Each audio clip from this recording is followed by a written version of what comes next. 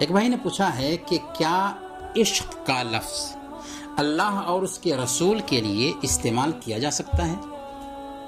اللہ اور اس کے رسول کے لیے عشق کا لفظ استعمال نہیں کیا جا سکتا، کیونکہ قرآن اور حدیث میں اللہ اور اس کے رسول کے لیے عشق کا لفظ نہیں بلکہ محبت کا لفظ استعمال ہوا ہے، اور عشق کے لفظ میں شہوت کا مفہوم بھی پایا جاتا ہے۔ اسی لیے ہم اپنی ماں کے لیے، اپنی بہن اور بیٹی کے لیے عشق کا لفظ استعمال نہیں کرتے، تو پھر اللہ کے لیے اور اس کے رسول کے لیے ہم کیوں کر عشق کا لفظ استعمال کر سکتے ہیں؟